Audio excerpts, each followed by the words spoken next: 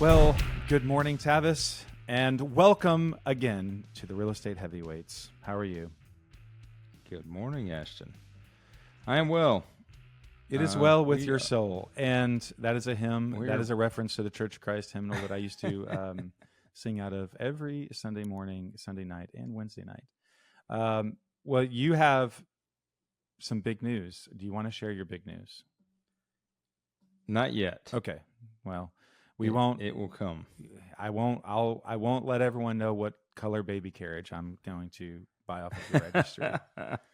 But we'll let you reveal that at the time of your choosing.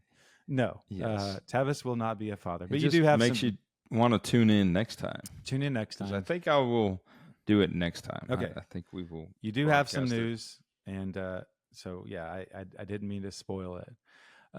I can't edit this, so we can always edit it out. No, there you go. There's your huge tease for next week. Tavis has some really big news. So, how else is everything going? I know you've got a ton. I saw some pictures yesterday that I really couldn't believe. We've talked about the flip. Our buddy Aaron, Surgeon Aaron, Special Forces Aaron, he bought a house over in Richardson, which I sold him. I represented him. He used Tavis for the design work, and it just so happened that it just worked out that Tavis is going to be the GC on that project, just to, in general, to keep the cost down. Yeah, this is not an advertisement for Tavis's GC services. But I think it stems from the fact that after a lengthy common interview and a few bourbons, we decided. We decided that we could make it work. Yeah, well, but in general, Aaron, really good dude. He's, kind of a long-term relationship. I think he'll be in the game a while. He knows what he's doing. He's really easy to work with. So, and this sort of speaks to the fact that you do want people to succeed. When you first started helping me out, I'm sure your idea was not to sell me Mapleton as a wholesale and then have to show up multiple times to sort of help me figure out what good sheetrock looks like. But you did that, and it was very appreciated, and you ended up really becoming more involved in the design process, and I will be forever grateful for that. So that's just kind of who you are. You want to see people succeed. I think once you sort of get mentally invested in a project, you're kind of like, let's make sure this goes well. I don't think you just want to walk away. The big issue with that was he was running out of time. He's got a timeline and tax purposes and things he's trying to take advantage for. And he was, just time was ticking. And, he had a GC he referred. I had a GC that I referred. The GC I referred came back, gave a number. It was higher than where he wanted to be. And a little bit of concerns there. This GC has done a fabulous job for other referrals and things that I've sent to him. I was a little concerned this might have been a bigger scope than he could take on at the current point in time, along with his other projects, and just not knowing his dynamic of all of his trades. So that was part of the deciding factor. His other GC never came back with a bid. And we felt like he was just talking sideways a little bit, telling Aaron what he wanted to hear. And sometimes that's one of the worst things you can ever get into, is somebody telling you they can knock this thing out in 3 months. And wasn't he he was basically taking notes on his hand, and like, he just wasn't really. Yeah. He's just taking it seriously. He's just telling you what you want to hear. And then he never came back with a bid. And, Aaron's like, I'm chasing this dude, and bad sign. I'm not trying to chase him. And so anyways, here we are. We're rocking and rolling. We're in this project. I would say so. It's been a while since I've played at this level. But, and that's the funny thing is Ashton and I, you and I have gotten close over the last, year and a half, 2 years. And I haven't done one of these in quite some time to this level. So to me, this is kind of just like riding a bike again. But, it's cool to kind of show it off and go, here you go. Yeah. This is what one looks like at this magnitude. It looks like if it were a new build and you showed up one weekend and you're like, oh, they put the studs up. But right, they framed it out. You have to reverse frame it. Yeah. It really just looks like a bunch of studs sitting there on raw concrete, and y'all blew it out. And one of the reasons is when you first go into this house, what year is that house? 68, something like that. And when you would first go in, you would run into a wall that was the stairwell. And you saw that design. I remember early on, this was one of your early ideas. I'm like, I didn't even know you could do this.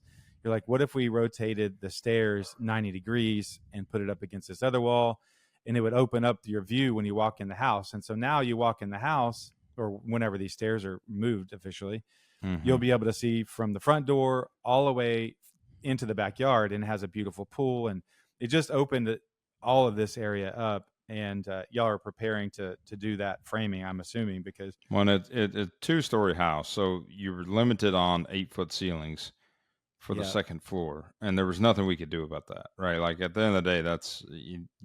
The only way to really fix that is bulldoze the house and start over. So, there was nothing easy to do with that. So that there's a big section of the house that we can't do anything with the ceilings. In fact, most of the area where the second floor is built over top of us is challenging. It's going to be tricky to figure out AC ducts, because a lot of there was 7-foot ceilings in the hallway before that supplied the ductwork. So it was kind of a weird design the way that it was all done. We are improvising through that, and part of our strategy is raising up the ceilings in the entry and raising the ceilings in the dining room, which then changes, the scope of the ductwork. And then we have in the back of the house, there was an add-on patio. And the add-on patio had a flat roof. Well, it's going to cost us more money, but essentially, Aaron and I came to the decision to go ahead and spend the money to rebuild the flat roof. I haven't even told you this yet, but rebuild the flat roof with a pitch and basically be able to put shingle roof on it. So it's kind of a two-way street. It benefits the property. Yeah. But it allows me to get attic space above that back porch, which then allows me to have another reroute option for AC ducts. Okay. So, so it gives me another path, right? So that's the next kind of challenge, is once we get this framing kind of secured and get these big structural beams in place, then I'm going to get the AC guys over there, and then we figure out the engineering for the ductwork. So you could always go industrial. You could shift gears, go industrial, just put it on the outside of everything, like Chipotle or something like that. So always an option. But yeah, it looks awesome. So it's cool. We're cruising. I mean, right now it's very important at this stage. Even as good as our plans are, even as much as we did renderings, like the first day of framing was day before yesterday. Yesterday was the second day. So those pictures I sent you yesterday was day 2. So it pays to have a good crew, knowing what they're doing. I mean, we're paying for it. These guys aren't cheap. Yeah. But they know what they're doing. The engineers know they know what they're doing too. And they've worked with me for many years. I mean, this framing crew has been the same framing crew for me for, last 15 plus years. And they built custom homes with me, and we've done some of our masterpieces together. So, I get to be the crazy gringo with all the crazy ideas most of the time when I come up with stuff. And yesterday was one of those days. I walked in, and the way they were framing it was a little different than the plan. And I was like, wait a minute, why are you doing it this way? And, from an engineering point, they're like, well, we got to do it this way because this and this, and you've got this ridge and you've got this vault, and we have to stop it over here. And I'm like, no, I don't want it. I want one side to be stopping at an 8-foot plate and the other side to stop at a 9-foot plate. But the plans were drawn a little weird. So it wasn't, the plans don't line up exactly right. So in order to do it, we had to kind of improvise on site, and then we have to think through something, and we had to kind of fur out a wall to be able to support the beam. And I'm standing there and I'm like, that's going to look off in this dining room. But then as the more I looked at it, I was like, hey, I can just do a faux fur out on the right side, and then it'll make it look like the dining room window is just recessed back in 3.5 inches, and it'll look like it's done on purpose. And that's another benefit, another reason why you show up at your job sites more often than absolutely. That was the whole point to that, is that it's important to show up during framing, especially on these kind of projects, because there's things that you have to think through and make decisions, at the right time. Otherwise, your framer wants to charge you a lot of money to change it if Yeah. you miss it. I will say You this. learned that the hard way with your shampoo boxes. I just learned the hard way. That's just I can write that book. Yes, shampoo We're like, boxes. why are these shampoo boxes not centered? They're not on the back centered. of They were the height of a horse jockey. Like it was nothing about that made sense. It was literally just whatever was It's convenient like, for how that do you guy. mess up shampoo boxes? Well, he Like, did. how? Yeah. Yeah, and he charged a lot. That was the tile guy that charged a lot of money too, and he was not Yeah. he was not workable. But well, I was really surprised. So Jessica Starr has been on the podcast. They do floor plans, and her husband Cody has gone full time working for their company Old Barn. They're helping design a small neighborhood over in Granbury. I got to walk it not long ago. It was really, really cool. But what was interesting is these are, decent, good floor plans. And I think there were maybe 10 plans for the neighborhood. And I want to say this is a 300 home neighborhood.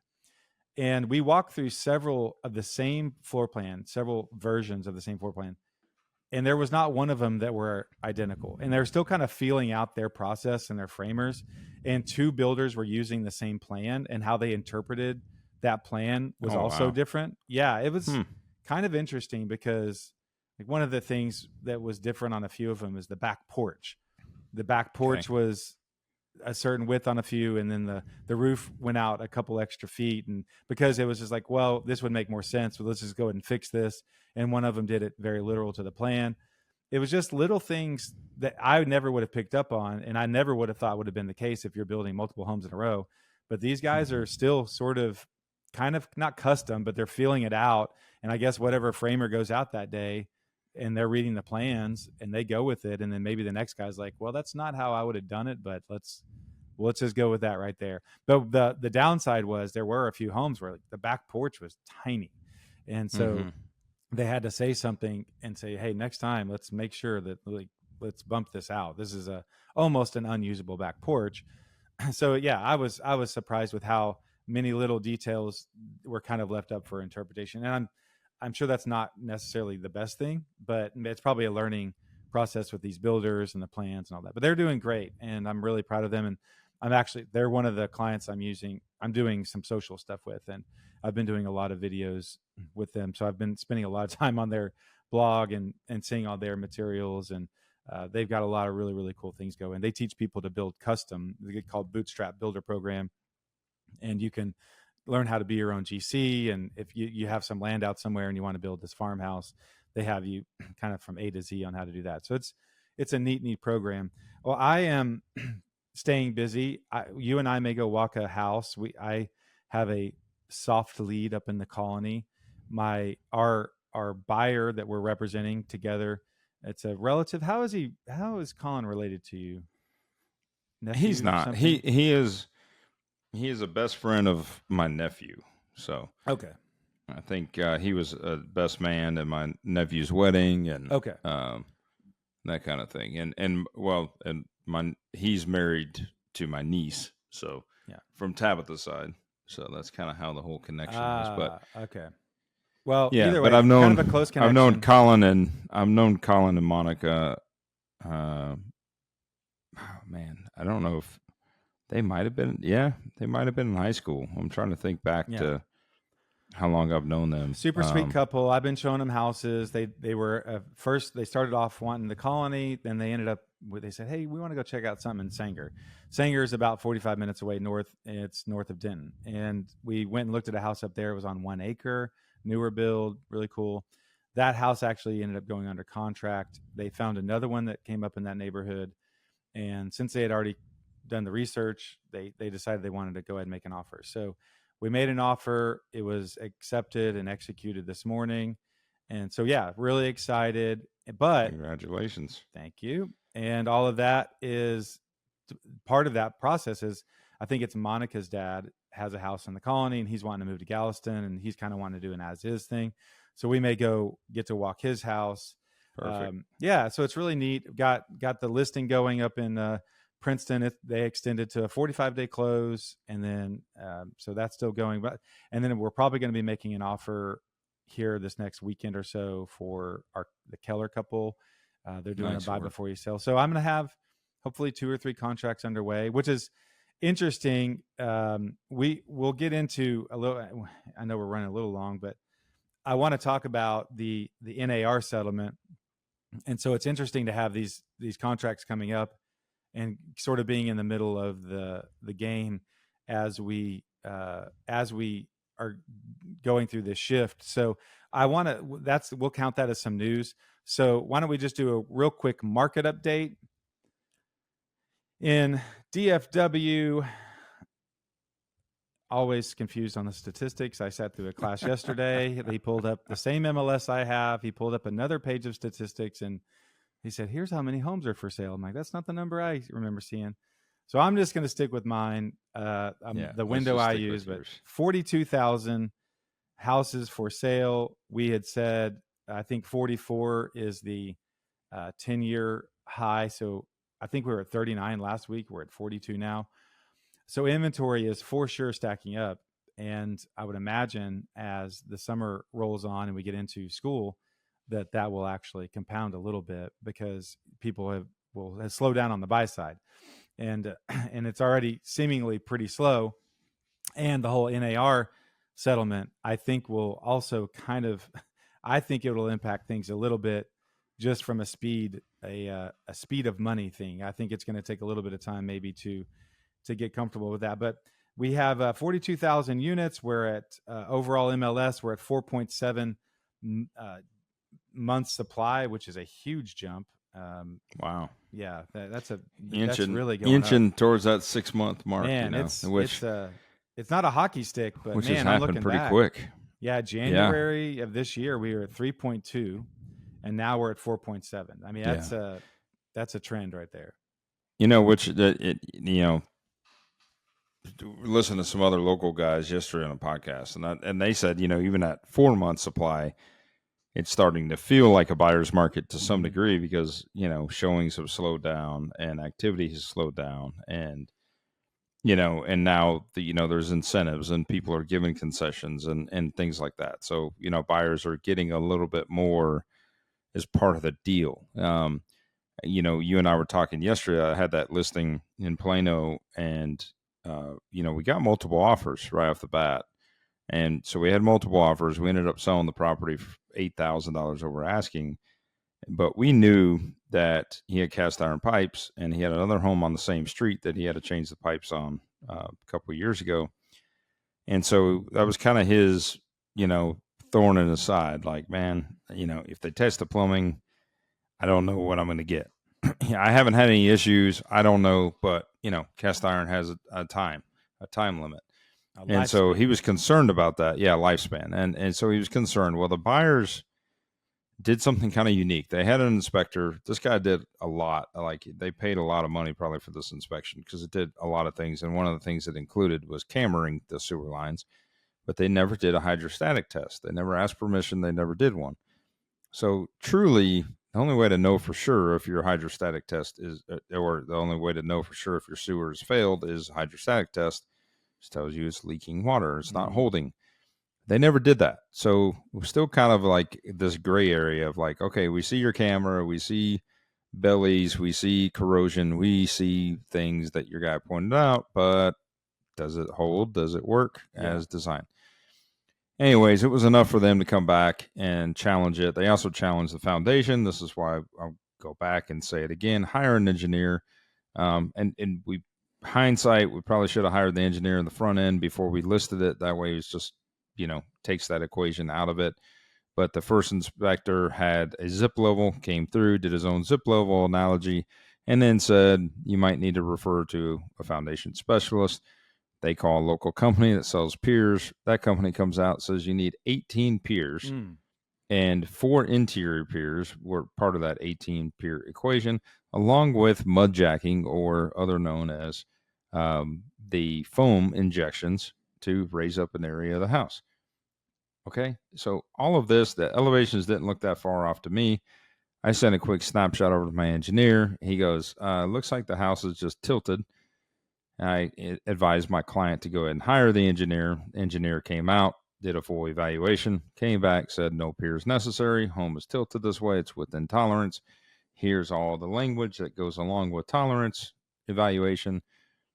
Went back to the, client, the buyer, and said, congratulations, your house is level. You don't need foundation work. So good news. And they were like, wait, we've had 2 people tell us it needs work. You had 2 people with gasoline tanks open up the door, throw gasoline in there, and then light a match and say, you may want to check that out. That's exactly the equivalent of what happened there. Yeah. Exactly. So long story short, came back, ended up having to negotiate, a credit to the buyer in their mindset towards plumbing.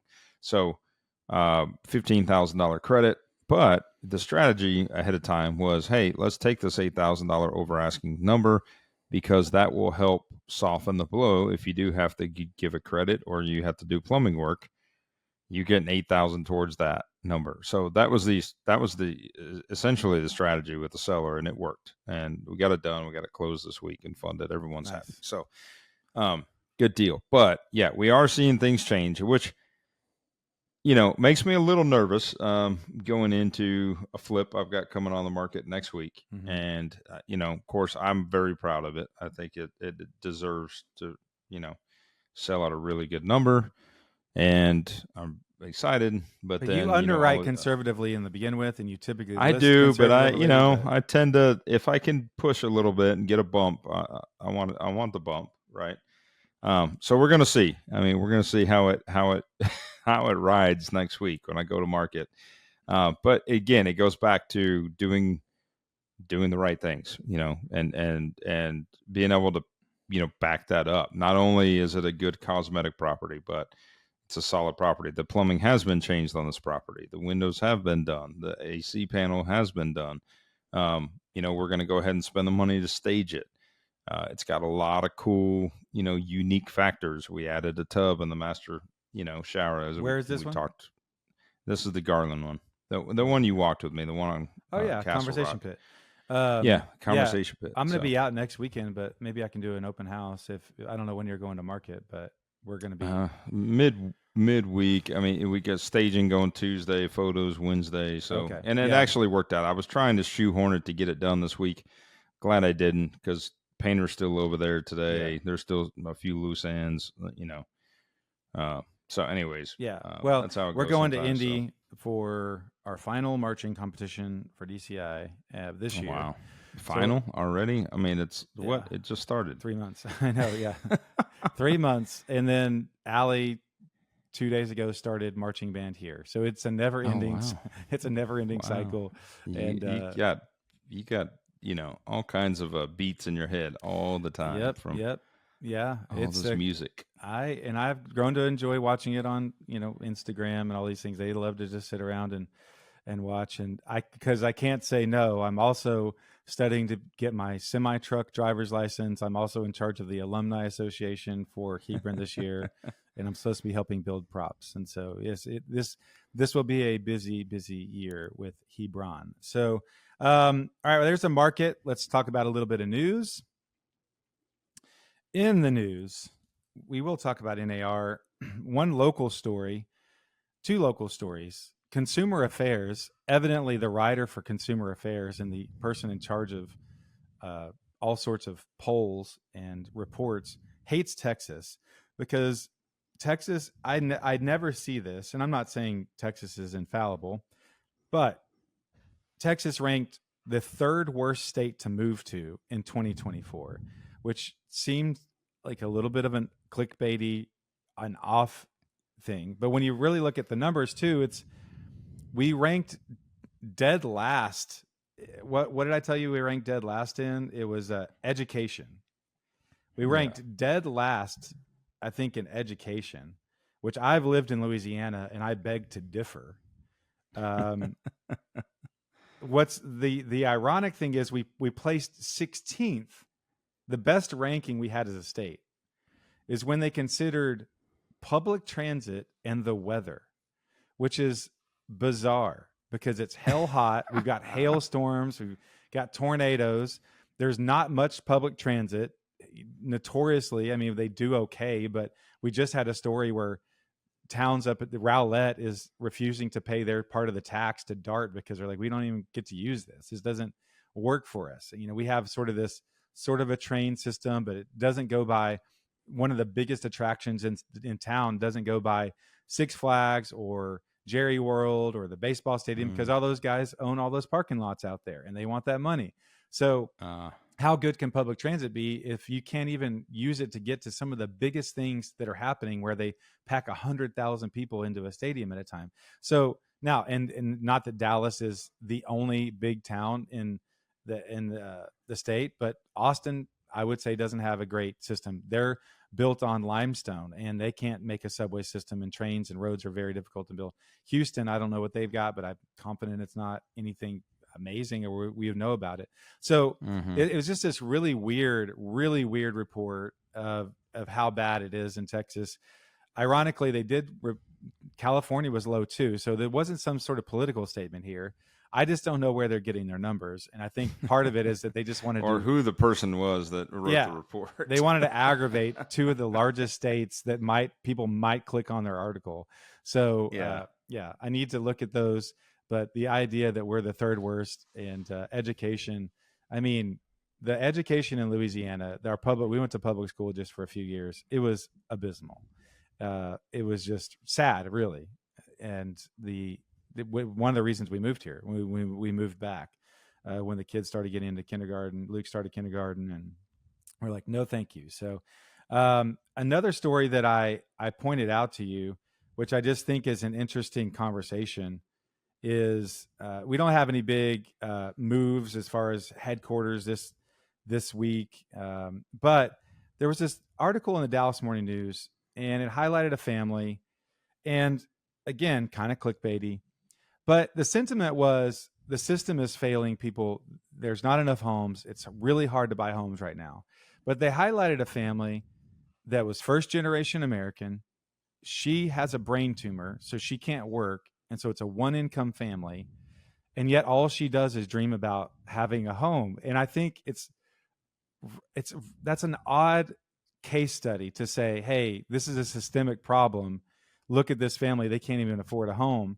I'm like, anyone who's first generation, that's really difficult. And then two, if you have a medical problem where you only have one income, and it seems like from their statements in the article, they're probably getting some sort of government assistance for medical. If nothing else, the husband who's working is also probably having to take her to medical appointments and not able to work two jobs. He's running the house and stuff like that. So it was just a really weird, like whenever you're reading all these articles and they're painting this picture of how bad it is, I think it is bad. But I also don't buy into this idea that everyone out there is, guaranteed the idea of home ownership.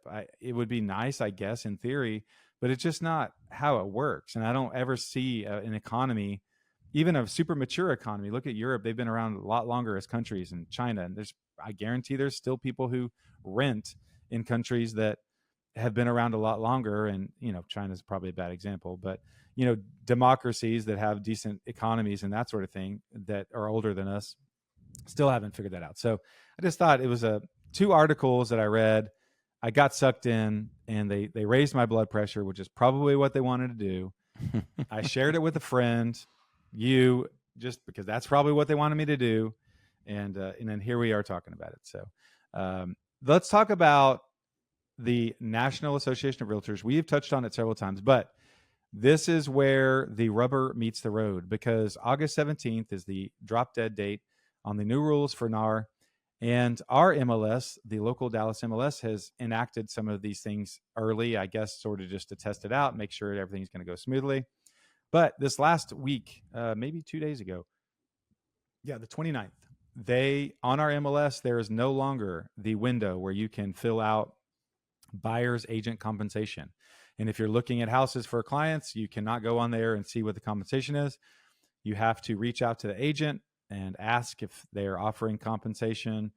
I went yesterday looking at houses with the family, and there was a sign in the yard that had the little rider. They call it a rider, little sign on top that said offering buyer's agent compensation.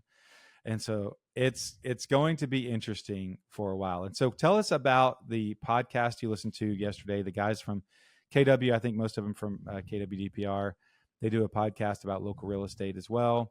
And they were talking about EXP. EXP has really jumped out there as kind of they're kind of preemptively making some rule changes and making some waves in the process. So talk about their discussion of EXP and NAR and what the next month or so might look like. Yeah. So two of the guys over there. So the podcast is the only real estate podcast worth listening to. It's a mouthful. Anyways, they Nick Good and Brian Force and Matt Kelderman. So Matt Kelderman and Nick Good are part of the Good Home team that's part of EXP.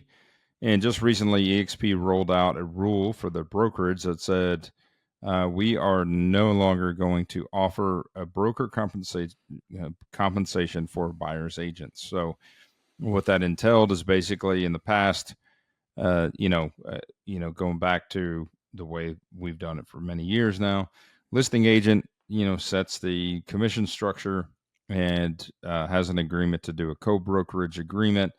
And essentially, the commission is paid by the seller to, hypothetically, even though it's split at the title company through or via a what's called a CDA, a commission disbursement agreement that's signed off by the brokerage to distribute funds appropriately. But essentially, it's a shared or a co-brokerage fee. So let's say it's 6%, 3% goes to listing brokerage, and listing brokerage okays the distribution to the buyer broker, and therefore the buyer broker has a CDA agreement with the sales agent, and those commissions are split accordingly based on the structure of the agent to the broker relationship.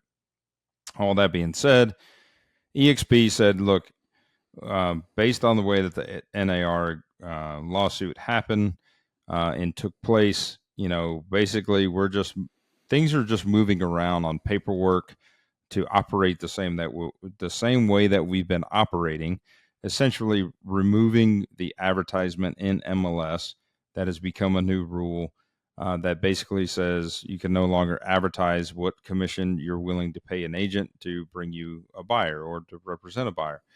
In the past, that's been advertised, and now they're removing that. And what we're hearing is that they're going to come up with a button that basically says concessions or no concessions. So basically says sellers willing to offer concessions, which in turn means that the seller is willing to pay a commission to a buyer's agent, or it could also mean that they're willing to give a credit towards closing costs to help the buyer out with, cash necessities, that kind of thing. So essentially, there's going to be a button there, so you can see that on MLS, concessions or no concessions.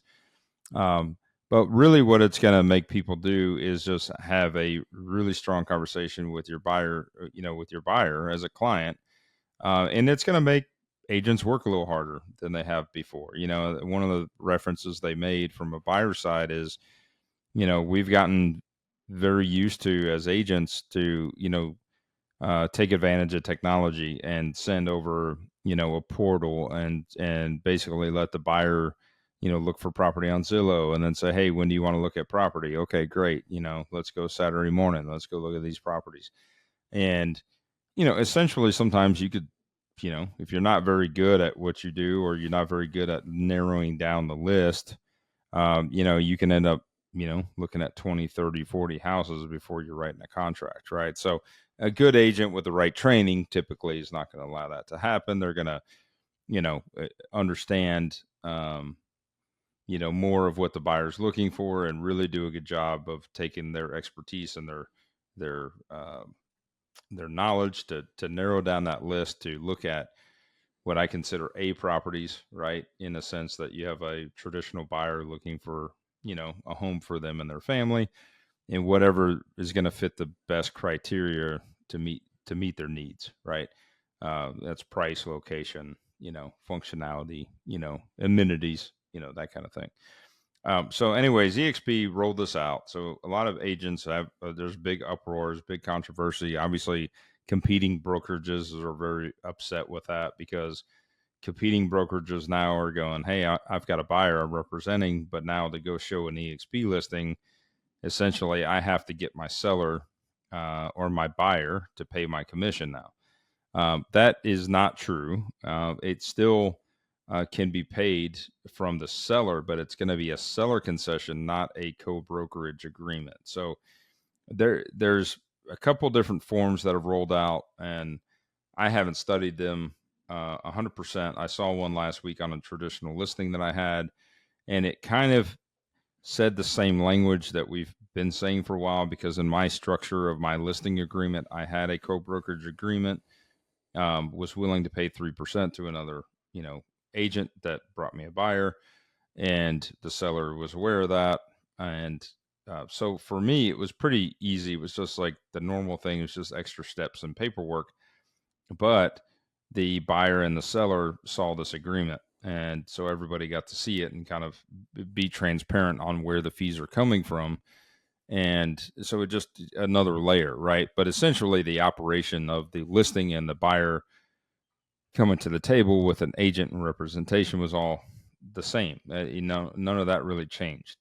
But what EXP is saying is we're not going to have a co-brokerage agreement, but if the seller is willing to give a concession, then that can be negotiated at the time. So part of the argument is all of this should be negotiable, and it should be negotiable per transaction. And what happens is when there is a set fee or there is an allowable co-brokerage agreement or fee, then it kind of goes back to where the seller doesn't have much say. And so I think that's where the argument lies, is that they want the seller to have, to have the ability to negotiate with the contract as a whole, not only the sales price and other concessions and other agreements, with the contract, but in addition, how the commission is going to be structured with the buyer's agent. The listing agent has a listing agreement, and that fee is already set, so that agreement's already there.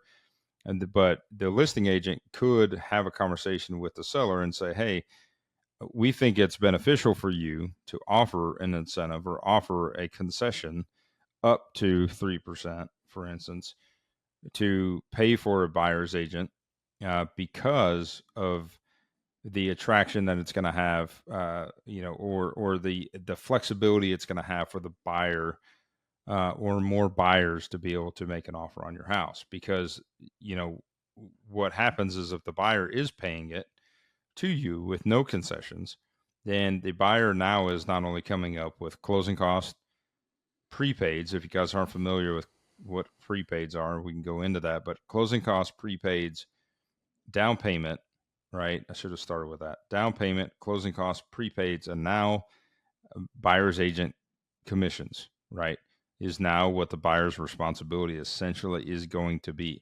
So now average of $400,000 house. I don't. You just did the math with Colin and them. They're buying a $500,000 property. Yeah.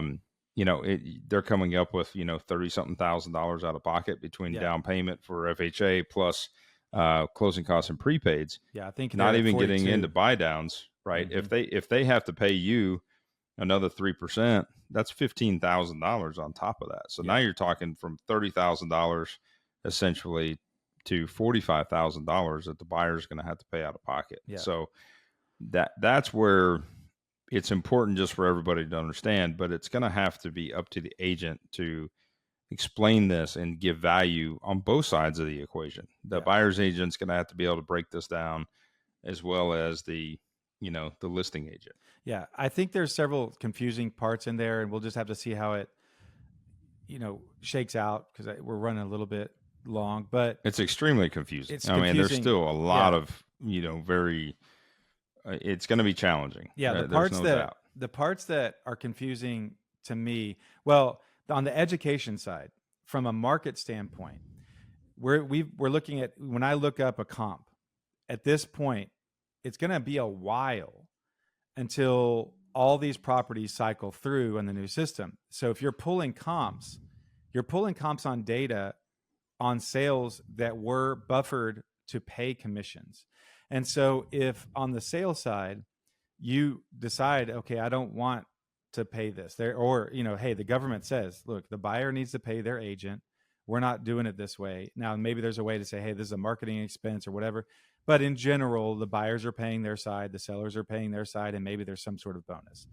But when you're selling and you're decoupling, and now you're reducing your burden by 3%, well, that in general, to net out what you would have earlier, now you're 3% ahead.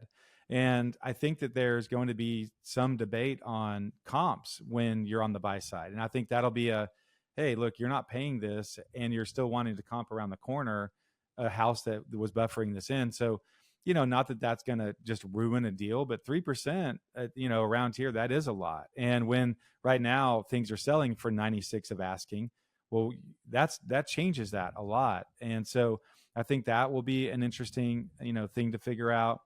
And then, of course, figuring out how to, do who's paying what. I've heard that somehow if the listing agent or the seller is only offering a certain percentage, then the buyer your agreement can't be for more than that, or it's really odd to me. So that I think I'm excited about it because chaos, I think, will really allow some people to be creative and be entrepreneurial, and it'll shake out on the other side. And some people who can kind of get a leg up, we're going to do well. And I think part of that is being okay with having hard conversations, difficult money conversations with buyers, difficult money conversations with sellers. And there's a lot of people out there that just will not want to have those conversations with their people. And I think there's agents that will end up going away or they won't be successful. And so I'm excited about the opportunity there, and we'll see how it shakes out. But now we're down to it, and we're about to really see how it functions for transactions. Well, I think, and I want to talk a little bit about value because I think that's, one of the things you hear, and the controversy is like, what does a buyer's agent do? As we talked about with technology and things like that, I would consider somebody that all they do is go show a property and open the door, and let's say, Ashton's a buyer and Ashton sends me a lead off of Zillow, and I booked the showing and we go look at it and Ashton goes, I want to buy it. Okay, great. But one of the things, and that's more of like a showing agent. That's somebody that just basically their job is to meet with a client and go open the door and go show the property and then, go from there. But in a lot of cases, the work with a buyer, and it may have started before maybe you did really sit down with a buyer, break it down, refer them over to your lender, and really do a lot of digging, to prepare this buyer to be in a position to buy. But a lot of the work happens once you go into contract, once you get that offer accepted, and the research you're doing, for that contract and, for that property, right? To verify comps, to break it down, to dissect it, and to really see if this is a house that makes sense for your buyer. And then after that point, then it's a matter of, seeing this contract all the way through and then renegotiating after inspections and making sure that the lender's on track and making sure that, title company and the documents, are correct and there's no snags and there's nothing in there that's going to potentially cause an issue. HOA docs, even though the buyer needs to review them themselves, it's up to, you as an agent to know what you're looking at and review that and have discussions with your buyer. You're there to give advice and opinion, and that's what you get paid to do, right? You're coaching your client through this, and they rely on you as the professional for advice and opinion to go through this transaction. Ultimately it is up to them, but it's the same risk that can get you in trouble as the same risk that you get paid to do, right? So I think it's important, to explain this to your buyers and, really understand, the depths to it. As a listing agent, a lot of the work is done prior to getting a contract. It's the conversation you have with the sellers, the prep that you do to get the house marketable and on the market, and the marketing you do to drive buyers in. And then once you get a contract, for the most part with a seller, it is pretty smooth sailing. You might have a little bit of negotiations after repairs and things like that, depending on what comes up in the option period. But from the seller's point of view, it's pretty smooth. So it's kind of like there's definitely two different roles that exist. And I think buyer's agents almost get a bad name and a bad rep because they look at just the initiation of what they think the work is done to get them to a point to write a contract, not necessarily post contract. And I feel like it's also, you're in a weird position because it's like you're out looking, you haven't been paid. It's not like you're walking around proud because, oh yeah, I'm worth this because someone just paid me 10 grand to represent them to go be their buyer's agent. You're kind of hoping that the other side gives you what you need. And then on the listing side, they kind of know like, hey, we're paying you, we're paying you to go through this. And there is a weird little dynamic there between the listing agent and the selling agent. Of course, you want to be cordial and those sorts of things, but it is an odd setup. And so I think some of the mental games and, just some of the confidence will change. And hey, if I can be a good professional buyer's agent and nail it down and make good money, like I think I would enjoy that. I always enjoy showing people houses and buying. And I think some people, again, will leave the market because they can't get full price on stuff, or, I could definitely see some sort of like prepaid package type deal with the seller. One of the things they mentioned, I think it's going to come back in, is open houses, right? Open houses and being a good open house host, and you really diving in and capturing that audience and getting buyer representations, out of that scenario is going to be a great opportunity to meet buyers and give a value proposition, Yep. So it's going to be interesting to see where it goes. I know we keep saying that word, but it is the truth. And I'm celebrating 20 years in this business this month. And, it's ever changing. This is by far one of the most challenging changes based on the way that we've been doing business for so long, that it is different. It is unique, and we're going to have to kind of figure out how to adapt and work through it, but we'll get through it. It's just really, can we keep the public eye, if you will, the social media and all the other things and the news and everything else that goes out there, for the consumer, how are they interpreting this is their big question, right? Yep. And that's where the challenge lies, is the connection between the professional and the consumer to understand what this really means and how it affects how real estate is transacted. Yep. Well, we will definitely keep talking about this, and it impacts our lives every day.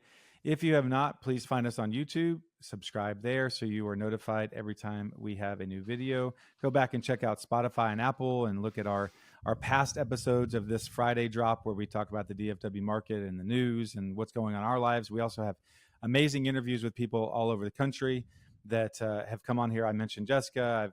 We've had other real estate investors.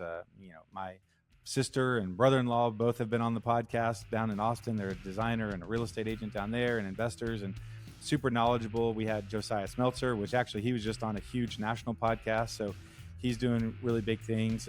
So we've had a lot of super interesting people on our podcast as far as interviews go. So do yourself a favor and go check those out.